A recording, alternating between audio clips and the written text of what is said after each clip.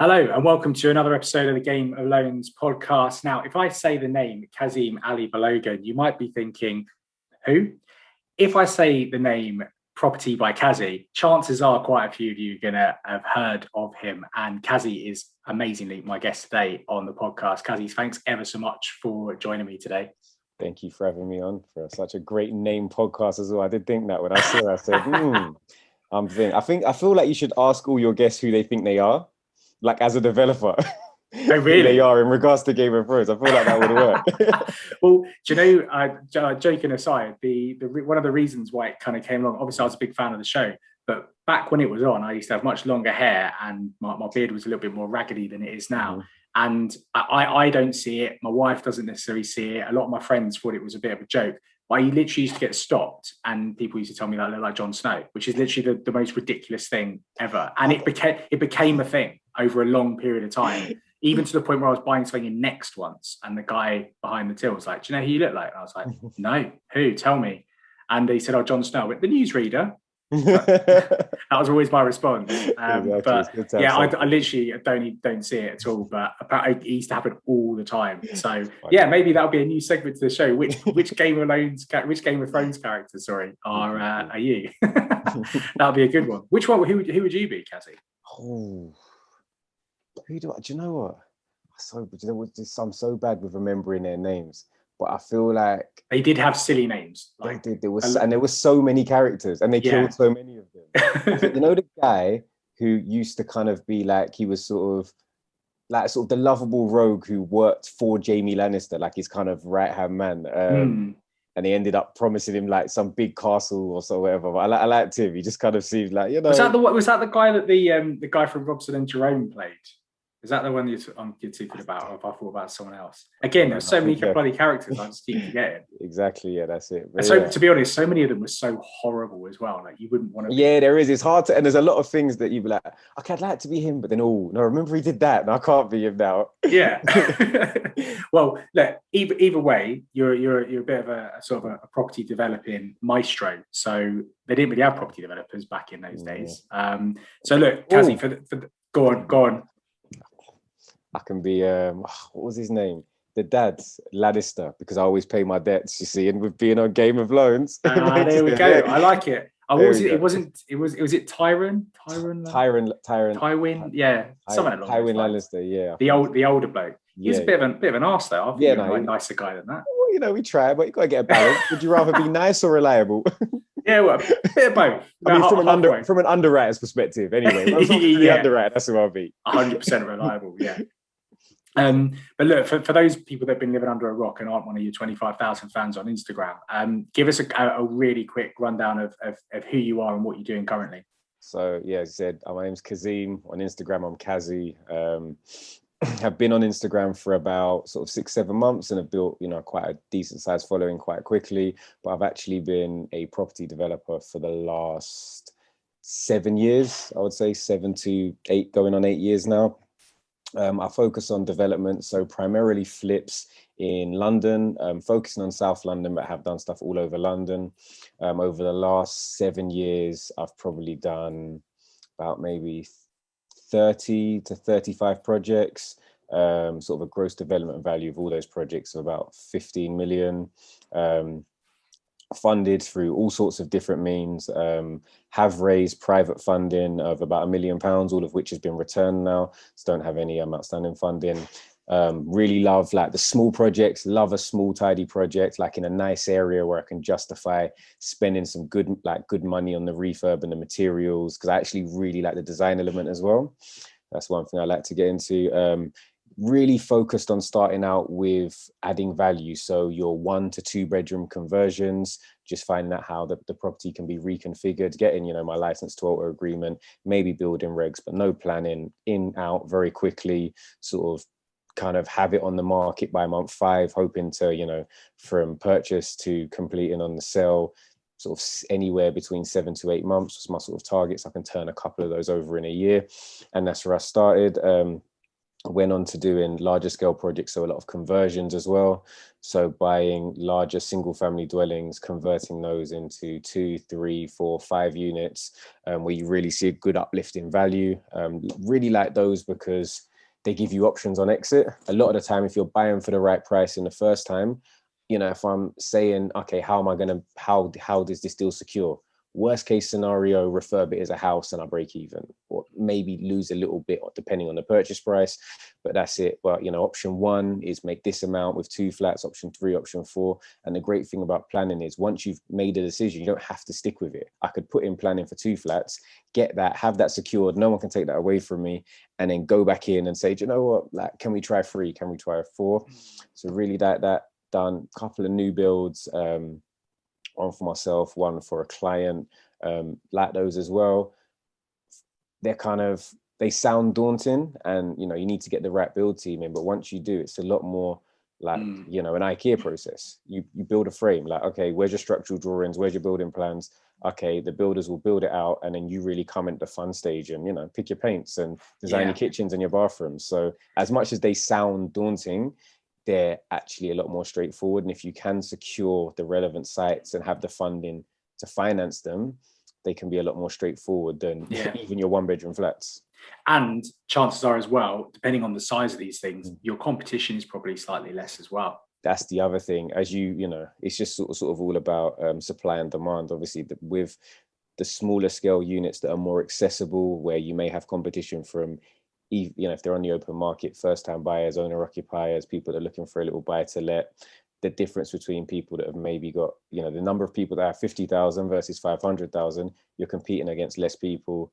So, you know, potentially you can get better returns on your investment as well. Yeah, well, I'm keen to touch on that and talk a little bit about ground up, because it's something that we haven't talked about much on the podcast before. But a couple of things you said towards the beginning there that I'm really interested in getting your thoughts on is this whole concept of adding value. One thing that I struggle with a little bit with some of my clients is they make the assumption that they buy a single unit house, they do a refurbishment, and then suddenly it automatically uplifts the value by such a massive amount, when that isn't always the case. One of the best things that I was ever heard, and I don't remember, I think a lot of people obviously say it now, but when I heard it, it was one of the first things I heard in property was, you make your money when you buy. And that's from buying for the right price, but also knowing how you plan to have value. So the majority of my projects, although obviously we do aim to buy for the right price, we buy on the basis of how we're going to add value. And if you're looking at adding value just by a refurb, depending on, don't worry, if you're in a really high-end area, that works a lot better. But, you know, the build costs there's not much disparity between, for example, building in an area where houses cost 80,000 versus houses that cost 800,000. So when you're doing a rear extension, it costs the same, and the amount of value that's going to add is relative to the property. Yeah. So I think that's where I see it as well. I've got a lot of clients that they think, oh, my investment area, my long-term plan, my investment area is I want to build a portfolio.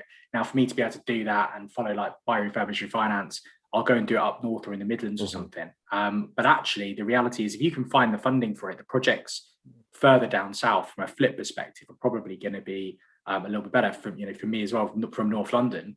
I did my first flip in Barnet in North London, where I grew up, and considering I had zero experience, my dad was a builder, so that was pretty helpful. So my build costs were pretty low. But even so, all the mistakes we made, the complete lack of experience that we had, and at the time I didn't really know much about development finance either, so even funding it was a bit tricky. We still managed to make like 90 grand profit in the space of not basically 9 months, which is just, and that was in 2010, a really crap market. So it just goes to show that actually further south you go, if you can find the funds, like you say, the build costs go up a little bit, but it's about adding that value, isn't it? Yeah, and I think with obviously the benefit of your London's, you know, areas of really high demand is that they're almost not 100% insulated, but they're a lot further insulated from market forces.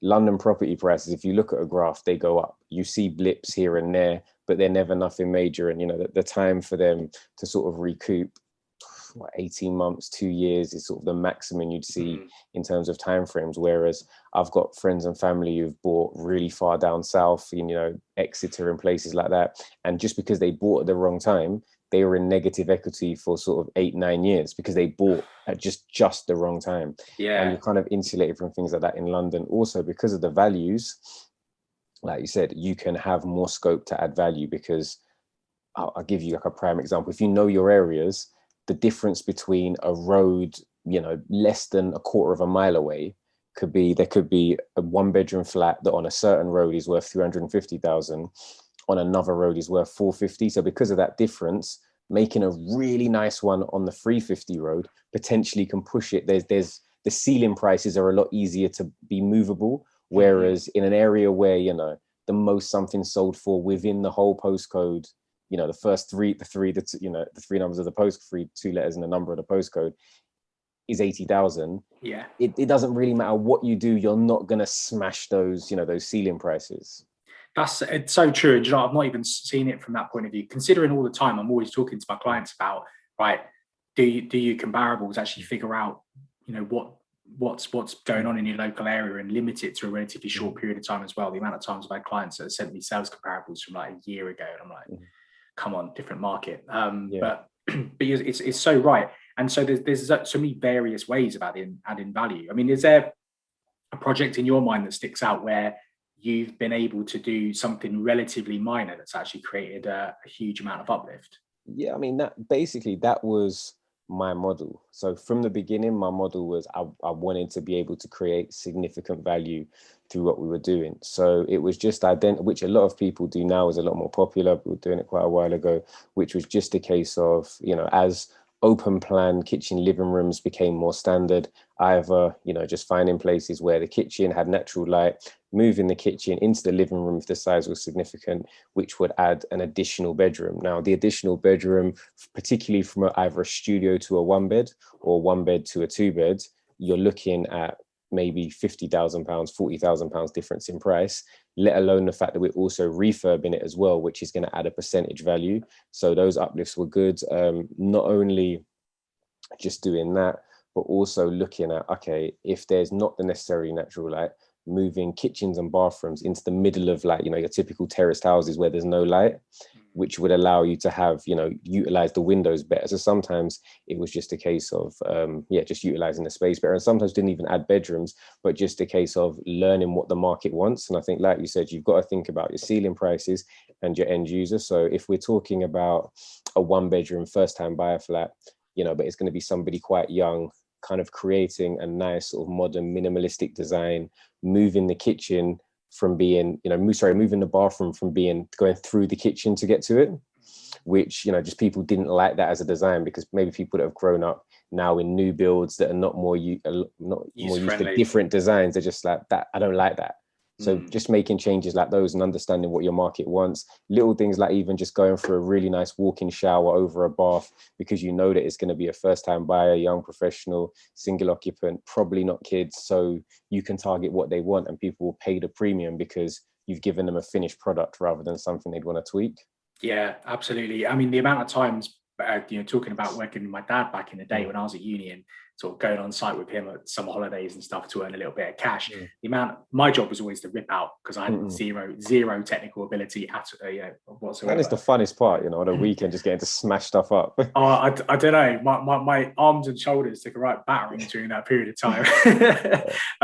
But the amount of those kind of houses, you see them quite a lot in various sort of inner suburbs of London. Then you still, like, I suppose in the south you'd see them in your Batterseas, your Claphams, and in the north you kind of see them in your Islingtons and your, I don't know, even working up towards Camden, Finchley, that kind of those kind of areas. You see these all the time, and it's quite a simple rearrangement of those things. You think bathroom, kitchens, they've all got plumbing that's relatively similar. You can rejig those around at relatively low cost, and it's just simple tweaks like that can make such a massive change in value. And it's funny actually, because talking about this, I'm thinking back to the first deal that me and my dad did. Like I said, we made quite a lot of money on it, and I find that one thing a lot of my clients don't do, and I think they should do a lot more, is actually listen to the agents when it comes to what they want to sell, because what they want to sell is ultimately what you've got to try and make. And I remember this first project we bought was actually a bungalow. And the concept of this was, I thought, well, what we'll do is we'll get planning permission to add a second story to this bungalow, or to do a loft conversion to add sort of a second story, another bedroom upstairs. And the agent, who luckily I had a really good working relationship with at the time, just went, don't bother doing it, Sam, because if people want to, in this area, if people want a bungalow, they want to buy a bungalow. If people want a house, they buy a house. If what you're creating is something that's weird and in the middle, that there's no real target market. Yeah, and amazingly, just by taking that advice and going against that, we could have put an extra bedroom and probably a dormer bathroom into that property quite easily. But we didn't. We decided in the end to just do an extension out the back within build regs. Pretty similar to what you were saying in terms of opening up the kitchen, extending that, and improving on the living area as well. And by pushing everything along, we were able to put an extra bathroom as an ensuite into the master bedroom. Didn't increase the number of bedrooms, it was still a 2-bed, but the space, the layout, it was all so much better. And as a result, we actually sold the property before we'd even finished the build, which is, that's always the ideal, isn't it? That's always the dream, isn't it? Because you're done, you're comfortable, time frame wise, it works a lot better as well. Yeah. And it's amazing, we made quite a lot of money off it, and off the back of it, just being my dad were like, yeah, that was horrible working together. I was only about 24 or something at the time, so I don't think he really enjoyed doing that. But we're back on the scene now, potentially looking at a few bits and pieces. Boys are back in town. Boys are back in town. Not sure Barnett's on the horizon anymore. Prices there have got shot up incredibly since then. Bearing in mind we bought that for 250 grand. There's some stuff that even at the beginning of my journey I look at and it's like, I said, that's expensive then. And I look at it now like, what an idiot. What an idiot for not buying that. But then you look at that market and then you compare it to this market, and then you'll think, well, even if we don't see the same amount of growth that we would have seen maybe in the last 7 or 8 years, chances are we're still going to see some half decent growth over the next 5 to 10 years, or whatever. On average, I think someone said on average London prices double in between 7 and 10 years. And you kind of think surely there's no room for that to happen, but people were saying that 7 to 10 years ago. Yeah, people have been saying if we go back, people have been saying that for the last sort of better part of maybe 25 odd years. They've been saying that. I mean, it wasn't. It just keeps happening. Yeah, I remember talking to my parents about them buying a house for like 17,000, and like you said, sort of 8 years down the line, it being worth 40,000, another 8 years down. So it's been happening, consistently. I mean, whether it can continue and whether or not there's space for that, but I said with areas with such high demand, so similar to, it's the same in Paris, it's the same as in New York, it's the same as in parts of Los Angeles that have really high demand. If there's it's sort of like, that's my background is economics. If the demand outstrips the supply, prices are always going to go up. Yeah, exactly. It is relatively simple. And I always talk to people about trying to keep things simple, talking about figures, talking about numbers, trusting those figures and numbers, doing your due diligence. And when you've got all the information in front of you, making a logical judgment call on whether something is good or bad. I think people overcomplicate things when it comes to property investing personally. I don't know if you've come across that before, where I'm sure you get a lot of people reaching out to you, asking you questions. Do you find that especially a lot of newbies overthink a lot of things, and actually I think what's difficult and what I kind of understand is a lot of people bring a lot of emotion into property in terms of what they want as opposed to what they should do, because people see people doing these lovely designs on Instagram and that's what they want to do. But it's like, sometimes that's not what you need to do. That's not what your spreadsheet is telling you to do. Your spreadsheet is telling you you can justify a 15k refurb.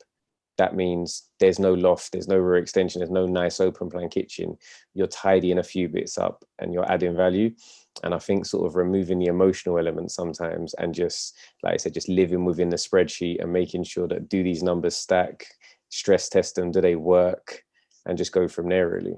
Do you know, I did, this is going back a few years now, bearing in mind as well, this particular person at the time, don't know who works there anymore, was working in the analytics team at Investec.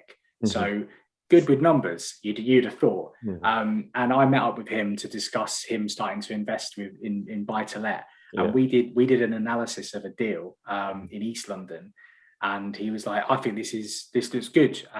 Bearing in mind what he wanted a nice balance between potential growth and cash flow. And so we went through and did some analysis, and I eventually sort of went through. I said, right, so do you still think this is a good deal? And he's like, well, yeah, it looks all right. And I said, look at that number at the end. This is your monthly cash flow. The monthly cash flow was £1. And it's just people just not doing the right figures, like you say, almost like an emotional thing. They want the figures to look good, and so also, they make the figures look good. And I think sometimes you touched on something. I think in property, although sometimes you can have everything, generally you can't have everything. So what I mean by that is you can't have maybe something you can instantly add value, something that the area is going to appreciate, and something that yields really well. And you need to know what you're focusing on, because you may get other things as a byproduct. But if you're focusing on trying to get a 10% yield, make that your focus, or a 7% yield, or if you're happy with a 4% yield, make that your focus. If you're focusing on you want to make this amount of added value, or you want to be in an area that's appreciating by this amount, maybe have a primary focus and then secondary and tertiary, and have things like that. Because a lot of the time when people they approach me and they say, okay, I want to invest there, I've got 100k, what do you think I should do? And I ask them, what do you want? Do you want yield, or do you want capital appreciation? They say all of it. Everybody wants both. That's fine, everybody wants both, but then you're probably not going to invest for the next 3 years, because it's going to take you forever to find your amazing deal. Exactly. That's, I say this all the time to people. There's no such thing as a perfect deal. There might be the perfect deal for you, but that you're only going to realize that once you do exactly what you just said, and figure out exactly what you want from it. And this is basically kind of the basic analysis I do with a lot of my clients at the beginning. Is a lot of my clients do BRR, and I'll be saying to them, right, let's work through this deal. Yeah, okay. Right, what's the most important thing here? Is it cash flow at the end, or is it how much money you pull out? And they're like, well, BRR, it's all about both. I said, no, it isn't. I said, you've got to have a focus, or you're pulling yourself in two different directions. Exactly. And the thing is, if you want the cash flow, then that might mean that you don't remortgage up to 75% on the back end. If you want the money out, then maybe we need to look at you putting more money in at the front end, because then your cost of funds is going to go down, and that sort of stuff. And finding that balance that works for you, what you want to do. Because the thing is, as well, with a lot of these things, and I'm sure you probably found this towards the beginning, is and I think this is a lot of people that do flips and developments, is it's all about that growth. It's all about moving, constantly moving forward. You could do the same type of deal over and over and over again, but realistically, that's not really going to help you. You're trying to grow and reinvest that cash. Same with like a BRI, is whatever money you pull out, you need to have enough to be able to repeat the process and do it again. Otherwise, what's the point? You might as well just be buying, turnkey buy-to-lets and just save up a 25% deposit and just keep doing that. No, I think that's so key. So for me, the reason I've done flips, I've always done flips, is because I wanted to do bigger and better projects. And like you said, like if you use your example, you had a starting pot of capital to do something, whether you have, £60,000. If you go and make 90,000, you've now got 150. You could potentially do two of those same projects simultaneously.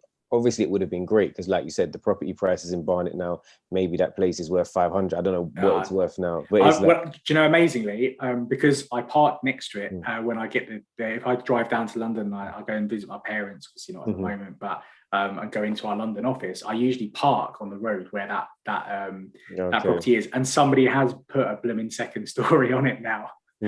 so obviously, but now it's different because of value. So it's like, look, just it doesn't matter if it's not the perfect property. People just want space, and they paid up because if how much it's worth, you pay 40,000-50,000. It looks a lot nicer now actually than when we left it.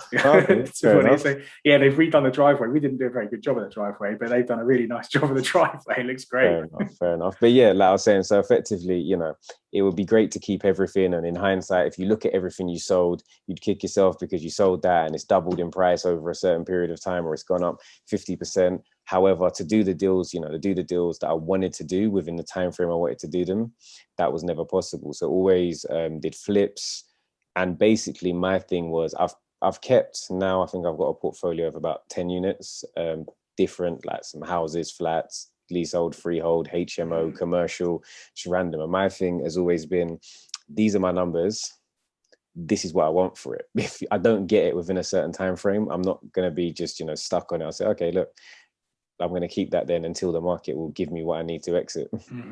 So there've been, I suppose this all comes down to having multiple exits. And this is something I I'm a big fan of, mainly because it comes down from the lenders telling me that this is something that we need to be having tight whilst we're working these deals out.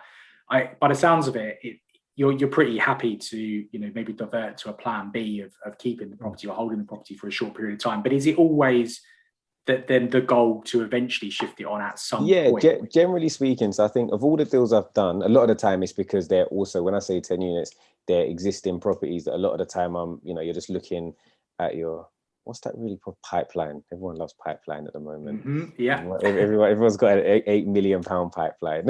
Yeah. What does that actually mean? It just means that you've seen stuff on Rightmove. You've viewed about 20 properties. Yeah. So they've got a big pipeline. So when I say pipeline, it's assets that I've already acquired, and maybe the way I do planning, I work with an architect who they're really good, but their process to almost guarantee you to get your planning is a lot slower. We'll have a lot of back and forth, make sure we know exactly what the council want, do pre-planning, submit an app. If they say, can you withdraw it and redo it? We'll do stuff like that. So I might have year-long planning processes. A lot of the time acquire stuff that, we rent out as buy-to-lets in the short term, whilst, so we get it on a buy-to-let because it's from the open market. That'll be the short-term plan, maybe for the first 18 months, let's say, until, and then we may need to raise funding to do the development itself. But I have assets like that. Generally speaking, there's probably only one property that I've kept because after completing the works, the market just dipped, and it was somewhere that probably should have been worth 500,000 because the market dipped at the time. If I would have sold it, probably would have sold it for about 425 just because of condition of the market. And that 75,000, I probably would have lost about 10,000. So sort of that 60, so effectively refinanced it, 65,000 sort of 3 years down the line, it's now worth 550 again. And it's just a case of don't need to sell it, can refinance, pretty much get 100% money out. And yeah, it's a nice property that may even increase in value further in the future. I'm a great believer with stuff like that, where it's almost like you could call it, I call it a hybrid structure, whereby you've got your strategy A is to develop. I always think that investors, even if they do both, they've always got a preference, like I prefer to flip properties or I prefer to hold properties. But you've always got, I think, be agile enough to be able to do both, because the two can work really well together. I mean, if your main focus was the flipping side of things and the developing side of things, you could go, okay, well, how can I make this work for sort of building a longer term pension pot? Well, I do the flips, I make the money, I use some of that cash to just go and buy ready-made buy-to-lets or commercial units or something like that. And then that rents out and builds up a cash flow. Or it could be the other way around. It's right, I really want to build this portfolio, but in order to keep topping up my cash, I might need to sell one every now and again. And I think, it's having that agility to be able to do both.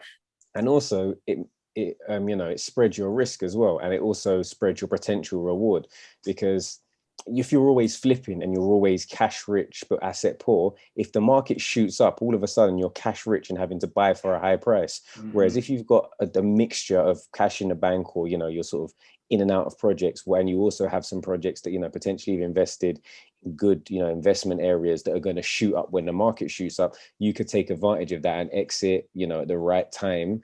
And so you're running two horses. One thing that was spoken to me about was the concept of, if it doesn't make sense selling it at the right time, it's just a case of you refinance, you empty the bucket, sort of 4 years later, you go and have a look at what's in there. Oh, there's some money in that bucket. Call someone like yourself and be like, look, how much can you get for me? Yeah. And then go and do another flip. So yeah, my portfolio is very diverse. Like I said, some commercial units that yield really well, HMOs again that yield really well, but need a bit more oversight, and then some great single lets that, particularly in a market like this, that they don't yield as well, but some of them have really good capital appreciation, and also they're really low maintenance, really hands off, as sort of as hands off as you can be, and then a high standard of tenant, so don't really have any issues even with quite a difficult market like we're in. Yeah, I suppose it's all about, you say about diversifying. It's trying to make sure almost you're covering yourselves for most eventualities. I was reading a book recently. It's going to piss me off that I can't remember the name of the guy who wrote the book, but really interesting book. It was called How to Own the World, and it's not as it's not like as dictatorial or like so, I mean, it's not. So you got some serious plans going on there. It's not about like trying to literally take over the world. The premise is by a guy called Andrew Craig. That's the name. And basically, what it is it's the premise is diversifying a portfolio to make sure that you're always gaining wealth no matter what the situation is going on in the world. And so if you're into like stocks, for example, making sure that your portfolio includes trackers and indexes from various different markets around the world, because a lot of people, especially in the West, get scared to put their money in Asia or Africa or various different places, but actually some of those areas have the most amazing growth markets. And I think that concept can actually work really well with property as well, because some of my best clients have a really diverse portfolio. It's really similar to what you just said, Kazy, is that, they will have some in commercial. I've got a couple of clients that will have like care homes. They'll have HMOs. They'll have multi-unit blocks where, they'll have about 5 or 6 flats in one block. Some of those they've converted themselves, like you were talking about earlier. But a lot of them will also just have like a basic foundation of a few buy-to-lets at the same time, because the demand for rental properties is always kind of really going to be there. HMO, service accommodation, this kind of stuff might go up and down depending on what's going.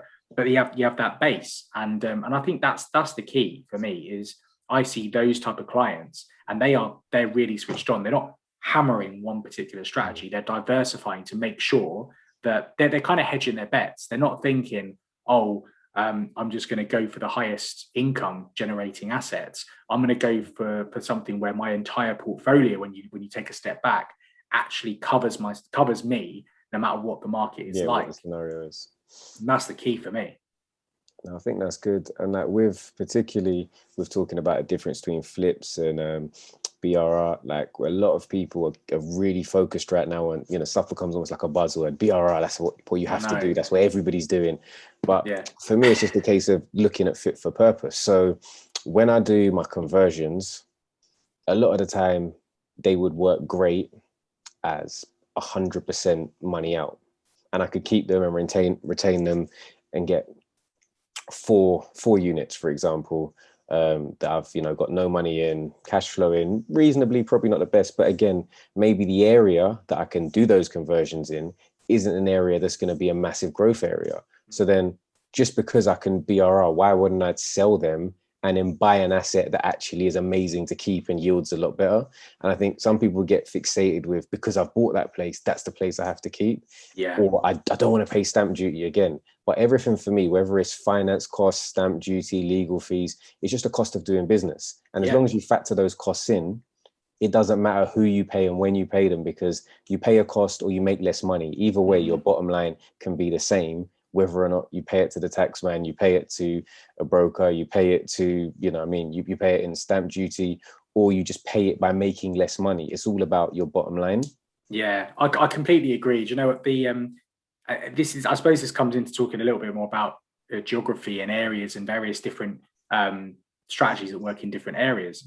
I've got so many clients that buy and flip in the south and then invest that cash up north, because you get more for your money. And it's funny. I remember a few years back when I was working for a sort of a wealth management, and I ran the sort of the lending side of things.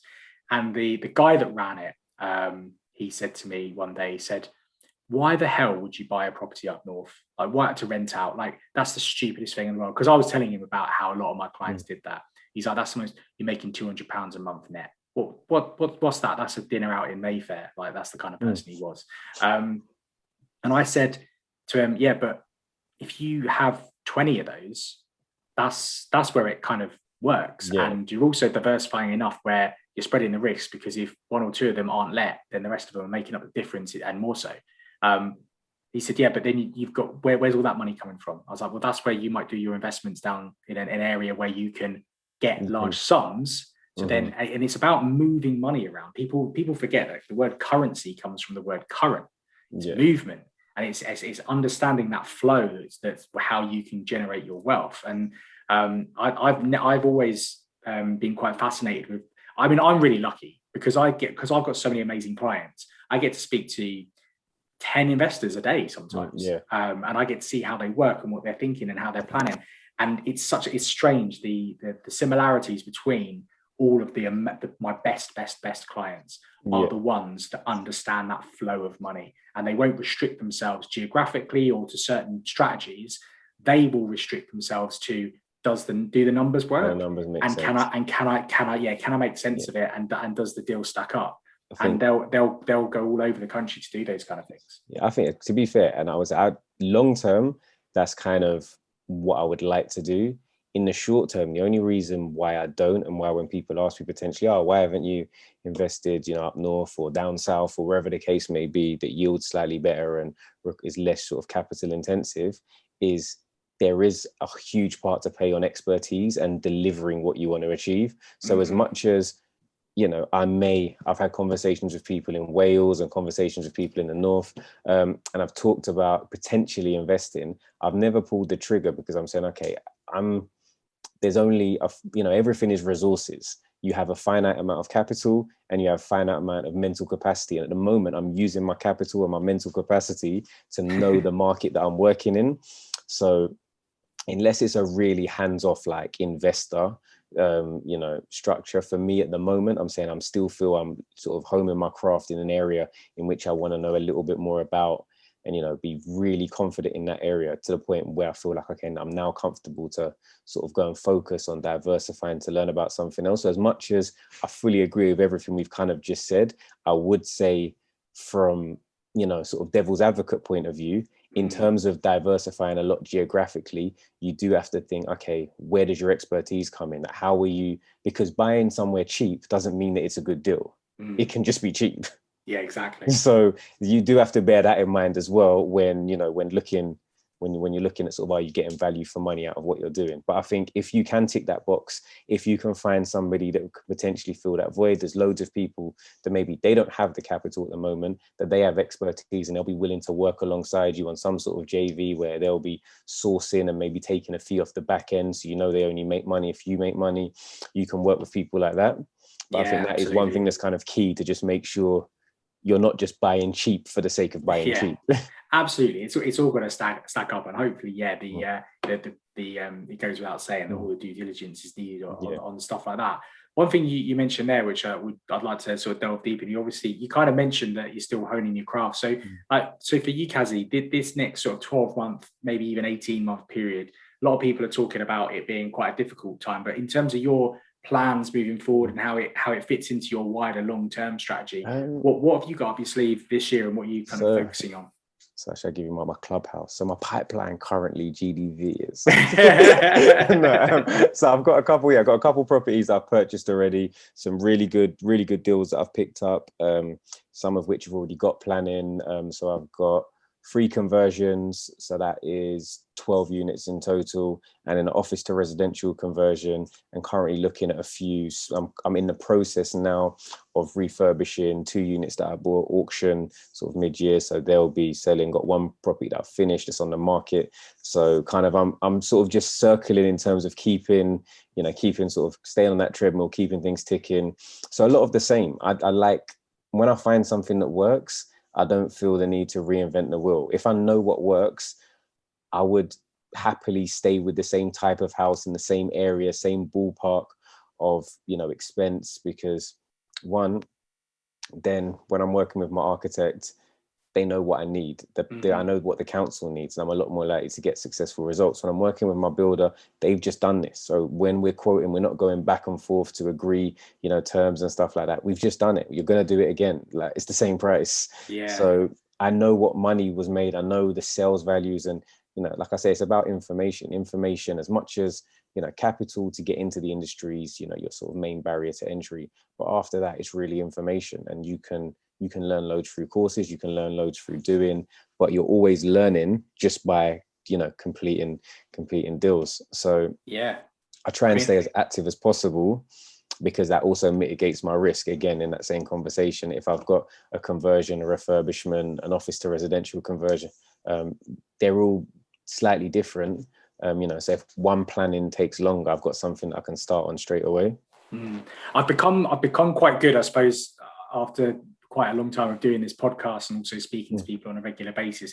I get quite good at presuming what people's questions are likely to be. And as you were saying that, I can imagine loads of people listening to this going, so where does he find all these deals? Because I'm on Rightmove all the time and I can't find any of these big houses that I can convert into flats or these office blocks. I'm assuming you've got to the point now that a lot of your stuff is not necessarily things that are going to be listed on Rightmove anymore. Nope, it's not true. Really? They're on Rightmove. What's funny is they're on Rightmove. I'm going to call an agent today that the property's been on Rightmove for 8 months. It's no way. there, and it's a deal. See, I'm not shocked that often. Usually I have a good idea of what someone's going to say. I was 100% certain that you were going to turn around and go, yeah, all I've got my little runners that go around and they whisper things to me and tell me that this is coming on the market and all this sort of stuff. I do. Like, don't get me wrong. I use sources. I've built good relationships with agents. So yeah, people will give me a call and say, look, something you like is coming on. But a lot of the time, that's what I was doing this morning. I was on Rightmove.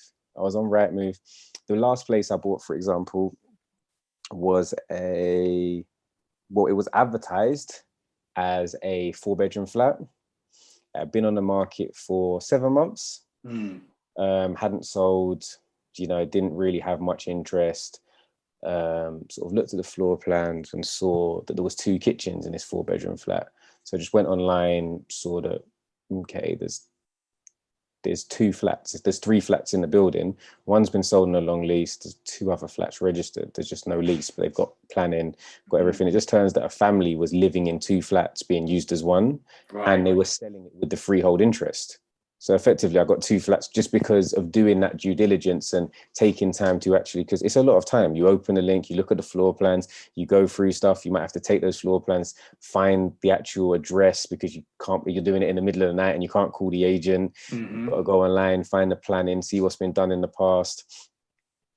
Depending on what you know about the planning, check, for example, the planning guidelines, sees what's been done, see if things have been refused, the local area. But if you're willing to do that due diligence, you will come across deals. And in terms of what we spoke about at the very beginning of the podcast, it's about adding value. And I've always thought that the main reason I've been successful in property is by being able to see what other people have missed in the deals. So whether that be from something having conversion potential, whether that be from looking at something that could be a 1-bed to a 2-bed, a studio, some great deals, picked up studios in sort of nice areas of South London for 160,000, sort of spent 15,000 on them to move them to a 1-bed and got them revalued at 275. Crazy. Just down the line. Also sort of just not being afraid to make the inquiries. So if something's got a really short lease, even prior, just having a conversation, maybe arranging something in terms of your lease extension, seeing what you can do, see if you can package it as part of the sale. There's so many things that, people would look at to say, for example, somewhere with a short lease that, you can't get, it's not mortgageable. So it's not mortgageable. So because it's not mortgageable, they're willing to take a massive hit on the price. I think that's a terminology that's not used so often is the term unmortgageable. Because if it isn't, you're getting rid of so much of your competition that rely on mortgage finance. But then sometimes when they say unmortgageable, it's that because it's easy for the lender to describe it as that because they don't want to waste their own time. Yeah, cool. We go in and we say, okay, fine, we'll buy cash, but can you just as an example, can we speak to them? Can we arrange? Because as a broker, if I say, look, it's got a 50-year lease, but it's going to be sold with the benefit of a new 125-year lease, a lender will say, okay, that's fine, as long as it's done simultaneous with the completion.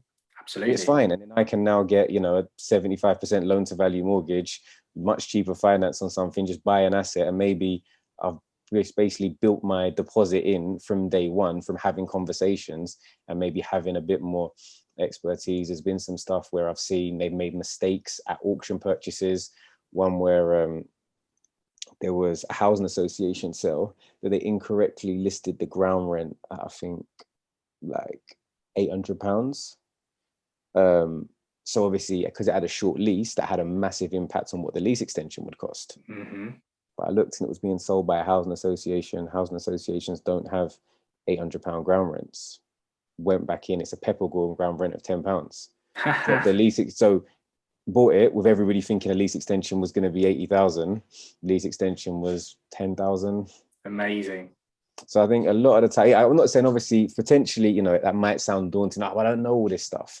But if, for me, and one thing why I've wanted to do more podcasts and get more involved is because there are such high barriers to entry into property, like whether or not you're fortunate to have capital or you've made money, that's not the case for everybody, but there's a lot of instances where it's all about creating a value proposition and what you can bring to the table. Absolutely. So if you can bring expertise, if you're a solicitor or your dad's a builder or your friend's a manager of an estate agent or you're a quantity surveyor, there's so many things that you could say, okay, as a QS, you could approach, a developer when you've got no money, but you'd say, look, I'll project manage for you. I'll do your bill of materials. I'll do X, Y, and Z, but just give me a percentage off the back end. And obviously it's about building those relationships, but 100%. There's things you can bring to the table to add value away from just the capital.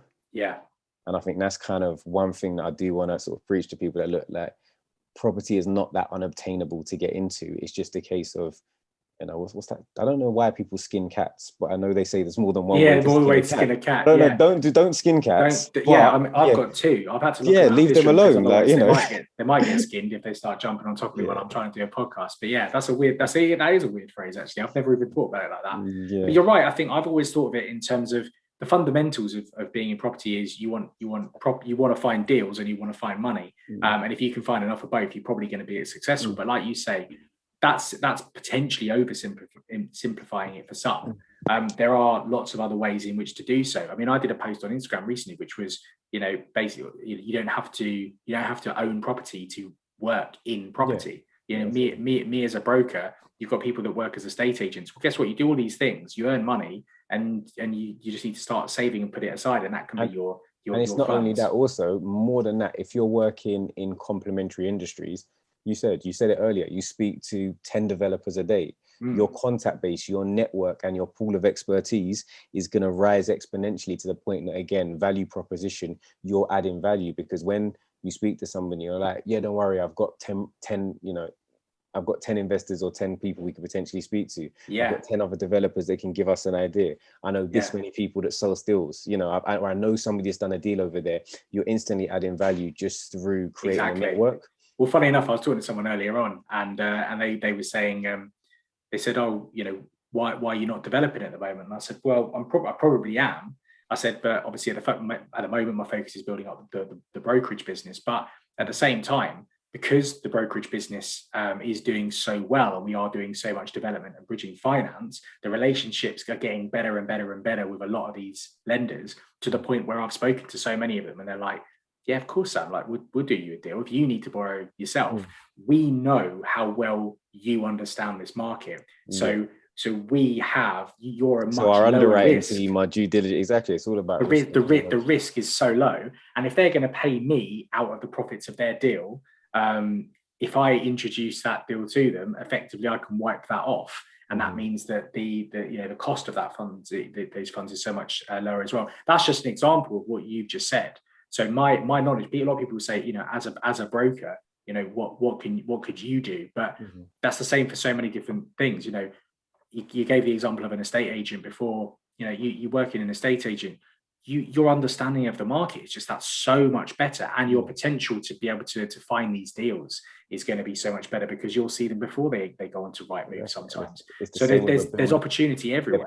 Their ability to be able to say how much a bill costs are, or to keep their bill costs down. And there's always something, if you work in complementary industries, that you yourself can bring to the table. So I wouldn't, just for people that are kind of maybe starting out and maybe saying, okay, I don't have the funds, maybe get into, if you have, if you have a passion for them, get into one of these complementary industries, because you'll earn as you learn. See, I've just got all these clubhouse phrases. I know, but it's like you do that every day, we try it. Oh man, Kazy, I think I could chat to you all day. What I love is just the fact that, like I said, I speak to so many people that have, and you even said, you still see yourself as someone that's honing their trade. I speak to so many people that would look up to someone like yourself and think, I want to be like Kazy one day. And the way that you describe what you're doing and your thought process and how you do it, I just think it actually makes it sound like the barrier to entry is actually lower than it is. You know, it is possible for people to do these things. They might just have to do a bit of work, like you've done over the years, and have a strategy. So I'm glad that you've been able to come on and share that with us. I'm sure there's a lot of people that are listening to this that might want to go and follow you, check you out online and stuff. What's the best way of them doing that? Yes, at the moment, just Instagram, try and have one funnel, just come and find me there. So Property by Kazy, no spaces. YouTube as well, actually, same thing, Property by Kazy. I've filmed about 10 episodes of different projects that I'm going to be putting out over the next couple of months. So follow me there, find me. But yeah, YouTube, so Instagram's the main one for now. Cool. I'll make sure the links are in the show notes so everyone can hop over and have a look at those nice and easy. But I couldn't let you go. I couldn't let you go before asking you the big question, which I've prepped you for, which is the chocolate question. So, Kazy, have you had enough time to think about what your favorite chocolate is? Give us a good one. You noticed that I started a few times through this, and it was because the chocolate was on the back of my mind.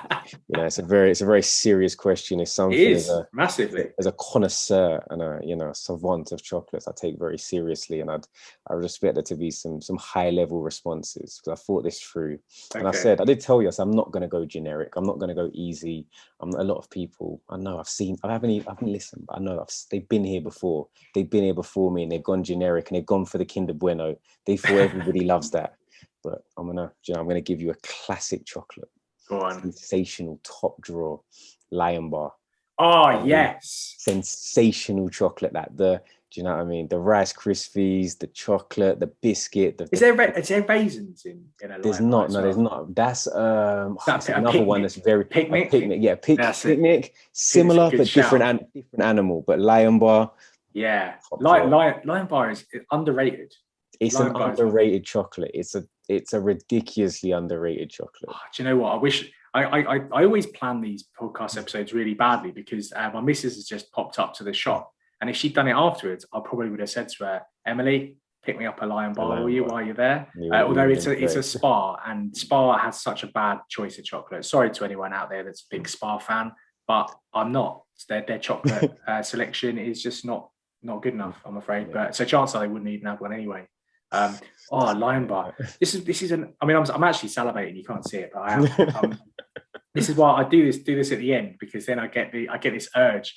Obviously, in lockdown, you can't necessarily just go out all the time, but the amount of times where Boris wouldn't be happy if he caught you out for a Lion Bar. Yeah, but I think that comes on. I'd be going for my exercise, and then the Lion Bar would be my energy for the exercise. And also, I mean, it's definitely an essential. 100% an essential. I could not tell you the last time I had a Lion Bar. That's definitely on the list now. Next time I have to go into a shop, Lion Bar, it's happening. And I'm literally gonna put it on YouTube. I'm gonna tag you in it and be like, yes. Tag me Instagram. I want to see it. I want to see the Lion Bar. Lion Bar for Property by Kazy. I went for a phase. I think this was more so in the summer, sort of as we came out of the first lockdown, when everyone just went nuts and was able just to go out and go shopping again. And I had quite a lot of podcast episodes on the trot where people were giving me some really crazy choices. And I did go through a phase where I would imagine that most people just thought that I was sponsored by Cadbury's or something, because every other story was like tagging this person. Oh, I finally got that salted caramel Twix. What's the worst chocolate you've been recommended? Do you know what I really don't like? Which my mother-in-law is her favorite chocolate, the Turkish Delight with chocolate. I knew you were going to say that. When you said I dropped it. When you said mother-in-law, I knew Turkish Delight. I don't know how. I could have told you that. My business partner is Turkish, right? And so we have this conversation all the time. You know, we've planned that one day we'd love to do like a trip to Istanbul. It'll be like a company trip to Istanbul. And he's like, I'm going to show you what real Turkish Delight's like. It's not that stuff they coat in chocolate. And I'm just thinking, you're just not selling me. I'll go to Istanbul. You know, no issues at all there, but I'm not going there for the Turkish Delight. No way. So that is like bottom of the agenda. But funny enough, there's something that's actually quite similar. So I can't remember if it's in Australia or New Zealand, but Cadbury's over in Australia do loads of different chocolates to what they do over here. They do something called a cherry something. I can't remember what it is. And it's dark chocolate on the outside, and it's like Turkish Delight. It's cherry flavored, like jelly stuff in the middle with coconut in it. right? Sounds atrocious. My God, it's good. Honestly, there is some so things good. like that. For me, I'm hearing you and I'm like, I hear you, but I don't hear you at all. But if you ever get the opportunity, yeah, have one, and have a then go. have a go. If I Because do, literally when I first saw it, I was like, nah, that's going in the bottom drawer and that's never coming out. And then I was desperate one night. And I was like, oh, I got that cherry chomp or whatever it's called. Let's give that a go. And I was like, mind blown, amazing. Fair enough. But anyway, Kazy, thanks ever so much for coming on. It's been a genuine pleasure. And I love following you online. The stuff that you post is really interesting. You know, not salesy in the slightest, which is a bit of a change for the usual Instagram crowd. So just thanks ever so much for coming on and just sharing your insights with us. No, thank you for having me. No worries at all. Catch up with you soon. Cheers.